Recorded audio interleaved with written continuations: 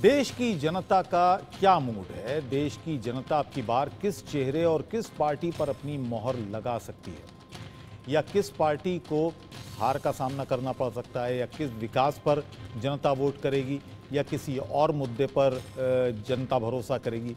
Modi factor से अब की बार क्या 400 पार होगा, या फिर इंडिया गठबंधन खेल बिगाड़ देगा? इंडिया न्यूज़ कुछ सवालों के साथ देश की जनता के बीच पहुंच रही है। जम्मू कश्मीर राज्य की जनता के बीच जब इन सवालों को लेकर इंडिया न्यूज़ की टीम पहुंची तो क्या नतीजे निकलकर सामने आ रहे हैं, आपको दिखाते हैं। तो पहला सवाल जो हमने किया, लोकसभा चुनाव में आपके लिए सबसे बड़ा मुद्दा क्या है? 20.14% लोगों ने कहा विकास सबसे बड़ा मुद्दा है। महंगाई को मुद्दा बताने वाले 9.07% लोग मिले।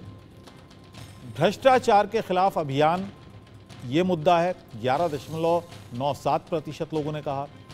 बेरोजगारी एक मुद्दा है और बहुत बड़ा मुद्दा है, 50.99% लोगों ने कहा। और इनमें से कोई मुद्दा नहीं है, 7.83% लोगों ने कहा। दूसरा सवाल जो हमने पूछा, 2024 लोकसभा चुनाव में आप किस आधार पर वोट देंगे? पार्टी के आधार पर वोट देंगे, 24.69% लोगों ने कहा। उम्मीदवार को देखकर वोट देंगे, 13.61% लोगों ने कहा। जाति धर्म के आधार पर वोट देंगे, 0.36% लोगों ने कहा। कामकाज के आधार पर वोट देंगे, 60.98% लोगों ने कहा। और इनमें से कोई नहीं, या जिनकी कोई राय नहीं थी, 0.36% लोग थे। तीसरा सवाल, बतौर प्रधानमंत्री नरेंद्र मोदी का कामकाज कैसा रहा? खराब रहा, ये कहने वाले 25.61% लोग थे। अच्छा रहा, 22.92% लोगों ने कहा। बहुत अच्छा रहा, 42.11% लोगों ने कहा। और कह नहीं सकते या कोई राय जिनकी नहीं थी, 9.36% लोग मिले। चौथा सवाल, लोकसभा चुनाव में मोदी फैक्टर कितना काम करेगा? बहुत थोड़ा काम करेगा, 18.52% लोगों ने कहा। ज्यादा काम करेगा, 16.95% लोगों ने कहा। बहुत ज्यादा काम करेगा, 41.74% लोगों ने कहा।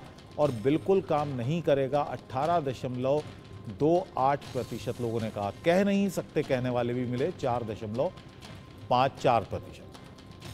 पांचवा सवाल, आपके लिहाज से 2024 लोकसभा चुनावों में किसकी सरकार बनेगी? बीजेपी और सहयोगी दल यानी एनडीए की सरकार बनेगी, ये कहने वाले 49.81% लोग मिले। कांग्रेस और सहयोगी दल यानी इंडिया गठबंधन की सरकार बनेगी, 27.43% लोग मिले। क्षेत्रीय दलों की साझा सरकार बनेगी, 14.17% लोग मिले। और कह नहीं सकते 8.59% लोग मिले। तो अजय जांडियाल मेरे सहयोगी इस वक्त जम्मू से मेरे साथ जुड़ गए हैं।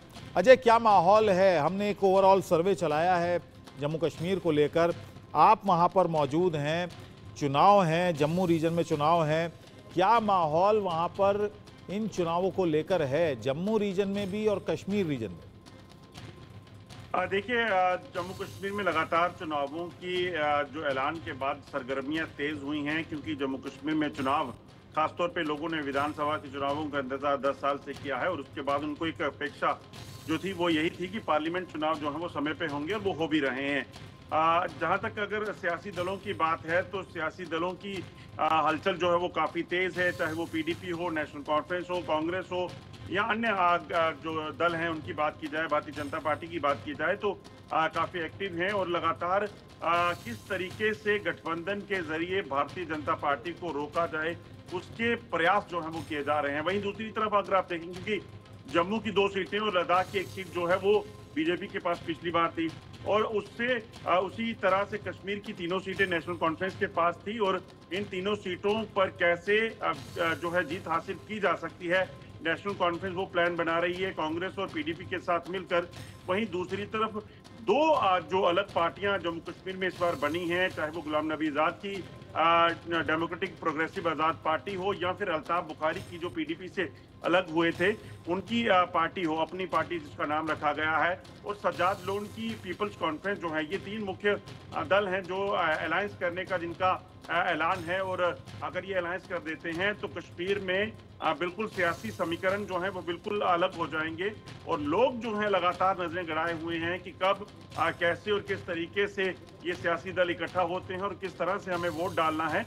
जब लोगों से, आज भी हम लोगों के बीच थे, लोगों से बात की तो लोगों ने कहा कि इंतजार हो रहा है कि कब पोलिंग हो, क्योंकि पहले दौर में पोलिंग कठुआ उधमपुर कॉन्स्टिट्यूंसी की होनी है जिसमें पीएमओ के मंत्री डॉक्टर जितेंद्र सिंह जो है वो तीसरी बार कैंडिडेट हैं।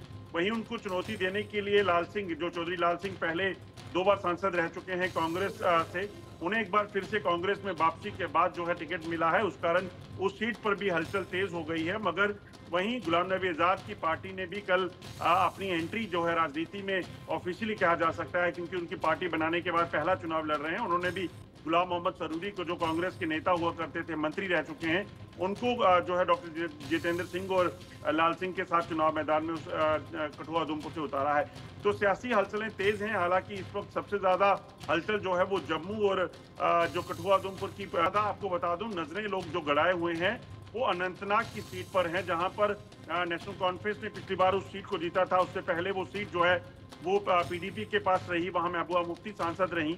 और इस बार वहां पर दो जो डिस्ट्रिक्ट जो जम्मू रीजन के हुआ करते थे, राजौरी और पुंछ, जिन्हें डिलिमिटेशन के बाद उसमें शामिल किया गया है, वहां कहीं ना कहीं हरकत इसलिए तेज है कि भारतीय जनता पार्टी जो है उसको लग रहा है कि जब केंद्र ने स्टेट जो शेड्यूल ट्राइब का दर्जा जो पहाड़ियों को दिया है, जिनकी तादाद बड़ी है, लाखों में है, वो उस सीट पर एक बड़ा अच्छा असर डाल सकते हैं। और भारतीय जनता पार्टी या केंद्र सरकार के जो काम हैं, उसके काम के बाद जो है इस सीट पर उनकी नजरें हैं और उनको लगता है कि यही सीट है जिसके जरिए एंट्री कश्मीर में, यानी कि भारतीय जनता पार्टी का खाता कश्मीर में खुल सकता है। तो उसको लेकर कहीं ना कहीं ना सिर्फ सियासी दलों बल्कि लोगों की भी नजरें जो हैं इस वक्त उस सियासी दलों पर हैं कि कौन इस सीट पर बाजी मारता है और किसको आखिरकार कितना वोट शेयर हासिल होता है। जी चलिए, आप मेरे साथ बने रहिए। सुशील वकील हमारे साथ इस वक्त बन गए हैं, जाने माने राजनीतिक विश्लेषक हैं। सुशील जी, 2019 के बाद 370 धारा हटने के बाद, 35 से हटने के बाद ये पहला चुनाव है जम्मू कश्मीर का, क्या उम्मीदें हैं आपको? देखिए, जैसे अमित शाह जी ने कह दिया कि ये जो जम्मू कश्मीर में इलेक्शंस होने वाले हैं, ये प्रधानमंत्री मोदी जी का एक ख्वाब है और हम इसे पूरे करने जा रहे हैं। मुझे लग रहा है कि ये टाइम ऐसा है कि भारत सरकार के पास समय मिला है कि इलेक्शन जम्मू कश्मीर में करें। और मेरे हिसाब से जो 5 फेज का इलेक्शन जम्मू कश्मीर में हो रहा, 5 सीटों के लिए लोकसभा के इलेक्शन हो रहे हैं, इसमें क्या चीज़ ये होगा, ये गवर्नमेंट ऑफ इंडिया के लिए एक लिटमस टेस्ट होगा। अगर लोकसभा के इलेक्शन बड़े पीसफुली और कंफर्टेबली किए जाएंगे, ये एक दरवाज़ा खोलेगा जो फ्यूचर में स्टेट असेंबली में 17 मेंबर स्टेट असेंबली में इलेक्शन होने हैं, लोकल बॉडीज़ में इलेक्शन होने हैं या अपना पंचायती इलेक्शन होने हैं, वो बड़े आराम से हो जाएंगे। मुझे याद है आज से कुछ वर्ष पहले या कुछ पिछले इलेक्शनों में क्या होता था, पहले जो उग्रवादी थे वो अखबार में इश्तार देते थे, इलेक्शन बूथों के बाहर बड़े बड़े पोस्टर लगते थे, बैनर लगते थे, पसीने छूट जाते थे इलेक्शन कमीशन को इलेक्शन कराने में जम्मू कश्मीर में। जी, ये तो सुप्रीम कोर्ट का ऑर्डर है कि इलेक्शन कमीशन ऑफ इंडिया को क्या आपको 30 या सितंबर 2024 से पहले इलेक्शन कराने हैं। इसलिए गवर्नमेंट ऑफ इंडिया के पास भी और कोई रास्ता है नहीं, इनको तो इलेक्शन कराने ही कराने पड़ेंगे। लेकिन एक चीज़ है कि इस टाइम जो हवा चल रही है वो पीस की ओर जा रहे हैं, क्योंकि अब जो कश्मीर में वॉयलेंस होती थी अब वो वॉयलेंस नहीं है, अब पीस और प्रोग्रेस है। लोग भी भारत के साथ खुश है। एक समय था कश्मीर में कोई भी भारत का झंडा नहीं अपने मकान या अपने बिजनेस प्रेमिस पे चढ़ा सकता था।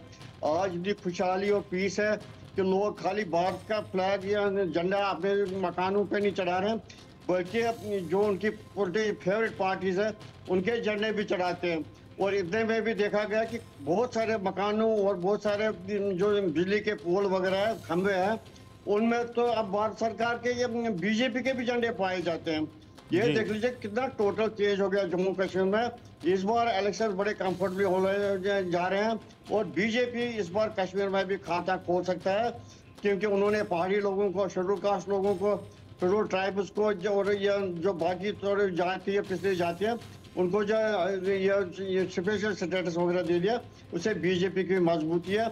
और लोग जिस हिसाब से निकलते हैं बीजेपी जिंदाबाद, मोदी जी जिंदाबाद, इससे लग रहा है कि पूरा कि कश्मीर में बीजेपी का माहौल बन रहा है, बीजेपी आगे चल रही है। जी अजय, जैसा कि सुशील जी ने भी बताया कि वहाँ पर तो अब पहले तो भारत का झंडा नहीं लगा पाते थे, अब तो बीजेपी के भी झंडे देखने को मिल रहे हैं, बिजली के खंभों तक पे भी बीजेपी के झंडे देखने को मिल रहे हैं। लेकिन कश्मीर के बारे में कहा जाता है कि अगर शांत भी है तो एक अंडर करंट, क्या किसी तरह का अंडर करंट भी देखते हैं आप अलगाववाद को लेकर? जैसे अमित शाह जी ने इस बार क्लियर कर दिया कि ये जो इलेक्शन होगा ये खाली 3 परिवारों के लिए नहीं होगा, ये एक परिवार ऐसा इलेक्शन होगा जिसमें सब लोगों की ये पार्टिसिपेशन होगी। मैं आऊंगा, अजय जांडियाल मेरे सहयोगी वहां पर मौजूद हैं, वो ज्यादा सही पिक्चर दे पाएंगे हमें। अजय देखिए, एक चीज को समझना होगा कि जम्मू कश्मीर में जो बदलाव हुए हैं वो बदलाव ऐसे हैं जो पहले कभी किसी ने तसव्वुर इसका नहीं किया था। अगर पत्थरबाजों की बात की जाए, कभी बंद कॉल रुकेगी, हड़तालें बंद होंगी, पत्थरबाजी नहीं होगी, या फिर आतंकी घटनाओं में कमी आएगी, इसमें कई बार दावे किए गए, मगर उसमें कई बार जो है वापस टेररिज्म रिवाइव हो जाता था। मगर अब अगर पिछले कुछ समय में देखें, कश्मीर में टेररिज्म कम हुआ, सेपरेटिज्म कम हुआ, पत्थरबाजी कम हुई, उसके साथ साथ कश्मीर में जो बाकी एक्टिविटीज थी, जो बंद कॉल, क्योंकि ये आपको बता दूं कि ऐसा होता था कि जुम्मे का मतलब कश्मीर में बंद ही होता था, हड़ताल ही होती थी। इसके अलावा भी कहीं अगर जुम्मे के रोज सुरक्षा बलों के साथ जो सिविलियंस की, जो प्रोटेस्टर थे, पत्थरबाज थे, उनकी अगर झड़प होती थी, उसमें कोई कैजुअलिटी हो जाती थी, उसके बाद अगले दिन कई दिनों तक बंद रहता था। उमर अब्दुल्ला को इसका खामियाजा भुगतना पड़ा। जब उमर अब्दुल्ला चीफ मिनिस्टर थे, उनकी जो सरकार के दौरान जब वहाँ कैजुअलिटीज हुई, उसके बाद उमर अब्दुल्ला की सरकार चली गई। तो ये चीजें जब कश्मीर में हुई हैं, लोगों ने इस चीज को देखा है, तो उसी के बाद ये लग रहा है कि अब जो हुआ है ये वाकई में बदलाव है। मगर जो आपने कहा कि अंडरकरंट जो है, वो अंडरकरंट सेपरेटिज्म की चाहे ना हो, मगर अभी भी कश्मीर में ये कहा जाए कि भारतीय जनता पार्टी जो है वो बहुत लीड कर सकती है, ये कहना मुश्किल है, क्योंकि जो पिछले कई दशकों से कश्मीर में चल रहा था, जो पाकिस्तान ने लगातार वहां पर बीज बोने के प्रयास किए थे, उस चीज से निकलना जो है लोगों के लिए इतना आसान नहीं है। लोगों के लिए इसलिए भी आसान नहीं है क्योंकि जो आतंकी हैं, जब कभी आतंकी हमले को अंजाम देते हैं, उस चीज का डर और खौफ जो है लोगों ने देखा हुआ है वो किस तरह का होता है।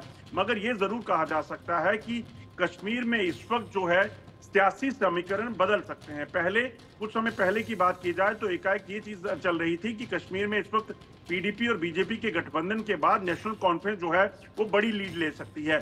मगर उसी के बाद आप देखिए, जब पीडीपी से अल्ताफ बुखारी अलग हुए और कई ऐसे पूर्व मंत्री, पूर्व एमएलए जो हैं वो अल्ताफ बुखारी के साथ चले गए, उन्होंने अपना एक अलग संगठन बना लिया, अपनी पार्टी। तो उसके बाद पीडीपी का जो कहीं ना कहीं ग्राफ था वो लगातार डाउन हुआ। आज हालात ये हैं कि पीडीपी जो पिछली बार सीटें लेकर आई थी, उसके आधे को भी टच कर सके ऐसा नहीं लग रहा है। वहीं दूसरी तरफ अगर आप देखें तो नेशनल कॉन्फ्रेंस का जो ग्राफ चढ़ा था, उसी के बाद आप देखें तो जो पीपल कॉन्फ्रेंस बनी, उसके बाद गुलाम नबी आजाद की जो कांग्रेस से अलग होकर एक सियासी दल अलग खड़ा किया, उसके कारण जो है कहीं ना कहीं वोट शेयर जब बटेगा तो उसमें कहीं ना कहीं सियासी समीकरण चेंज हो गए। नेशनल कॉन्फ्रेंस के लिए भी जो 3 सीटें पार्लियामेंट की पिछली बार जीती थी, इस बार नेशनल कॉन्फ्रेंस बहुत इजीली उन सीटों को जीत पाए ऐसा लग नहीं रहा है, क्योंकि वोट शेयर जो है बटने के बाद वहां क्या क्या चीजें होंगी वो देखना होगा। इंजीनियर रशीद जो नॉर्थ कश्मीर में एक बड़ा वोट बैंक उनका है, क्योंकि एक अलग लाइन पर चलने वाले वो नेता थे, पूर्व एमएलए रह चुके हैं, वो बेशक जेल में हैं मगर वो भी पर्चा भर रहे हैं मेंबर पार्लियामेंट का। तो नॉर्थ कश्मीर में जो नेशनल कॉन्फ्रेंस ने सीट जीती थी, उसके साथ साथ सजाद लोन जो है पीपल कॉन्फ्रेंस वाले अल्ताफ बुखारी के सपोर्ट के साथ और गुलाम नबी आजाद की पार्टी के सपोर्ट के साथ जो चुनाव लड़ रहे हैं, तो कहीं ना कहीं वो सियासी समीकरण बिल्कुल अलग होंगे। हाँ, भारतीय जनता पार्टी को अगर कहीं उम्मीद है तो भारतीय जनता पार्टी को इस चीज की उम्मीद है कि अनंतनाग की सीट पर अगर हो सके तो उस सीट पर फोकस किया जाए, ताकि एंट्री पुंछ राजौरी का जो वोट शेयर है वो काफी ज्यादा है। लगभग 3 लाख से ज्यादा जो है पहाड़ी वोटर है, जिनको अभी कुछ महीनों पहले जो है वो पहाड़ी एसटी स्टेटस मिला है। अगर 3 लाख वोट में से अगर 2 लाख वोट बीजेपी ले जाती है तो ठीक है। नेशनल कॉन्फ्रेंस की प्रवक्ता अजय हमारे साथ आ गई हैं। नेशनल कॉन्फ्रेंस की प्रवक्ता हैं इफ्रा जहां, वो हमारे साथ आ गई हैं। इफ्रा जी, स्वागत है इंडिया न्यूज पर आपका। किस तरह की तैयारियां हैं और क्या उम्मीदें हैं इन चुनाव में? देखिए, नेशनल कॉन्फ्रेंस की जो तैयारी है वो लगातार जारी है। आप कहेंगे कि हर पॉलिटिकल पार्टी जो है कहती है वो तेज है, हर पॉलिटिकल पार्टी है वो कहती है वो जीतेंगे। आप कैसे कहती हैं हम जीतेंगे? मैं आपको थोड़े से आंकड़े दे देती हूँ। अभी हाल ही में जो रिसेंट इलेक्शन हुआ, करगिल के इंतखाबात, करगिल का इलेक्शन हुआ, बिल्कुल हमें यही चीजें सुनने को मिली कि और टीमें खड़ी हो गई हैं और पार्टियां। ऑटोनॉमस हिल काउंसिल इलेक्शन में नेशनल कॉन्फ्रेंस और हमारे एलाइज ने 26 में से 23 सीटें ली और बीजेपी सिर्फ 3 सीटों पे आ गई और नेशनल कॉन्फ्रेंस ने 23 सीट्स में स्वीप कर दिया। इफ्रा जी, लोकल बॉडी जो इलेक्शन होते हैं, अब कश्मीर की बात करते हैं। हाँ। कश्मीर की बात, इन्होंने नॉर्थ की बात की, अभी कहा कि सजाद लोन और उनके दोस्त जो है काफी स्ट्रॉन्ग नजर आ रहे हैं। सबसे रिसेंट इलेक्शन कुपवारा में जो हुआ, द्रगमुल्ला का डीडीसी इलेक्शन हुआ। पीसी का कैंडिडेट जो सजाद लोन की पार्टी है वो डीडीसी इलेक्शन तक नहीं लड़ पाए, डीडीसी इलेक्शन वो डिस्ट्रिक्ट में हार गए।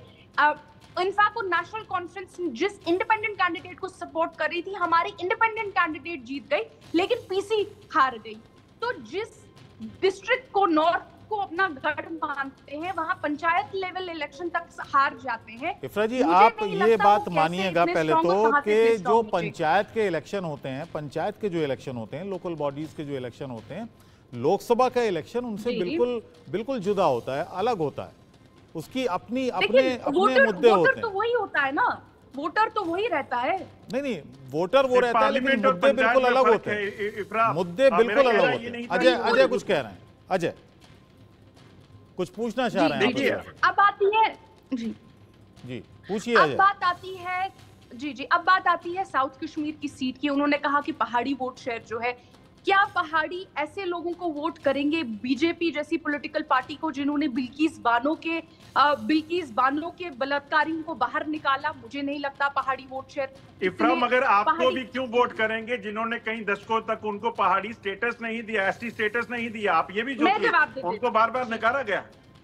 मैं बताती हूँ, पहाड़ी के लिए एसटी स्टेटस की मांग क्योंकि पहाड़ियों को नेशनल एसटी स्टेटस जो है सिर्फ सेंट्रल गवर्नमेंट ही दे सकती है, स्टेट गवर्नमेंट नहीं दे सकती। पहली चिट्ठी जो पब्लिकली पहाड़ियों को एसटी स्टेटस देने की मांग थी, वो फारूक अब्दुल्ला साहब ने इंदिरा गांधी जी के वक्त से हम करते आ रहे हैं। उसके बाद फारूक अब्दुल्ला साहब ने फिर से उसकी मांग की और नहीं दिया गया। उसके बाद हमारी मिनिस्टर सकीना इत्तू जी ने 2010 में फिर से पब्लिकली मांग की सेंट्रल गवर्नमेंट से कि पहाड़ी को स्टेटस में एसटी स्टेटस मिलना चाहिए, उनको नहीं दिया गया।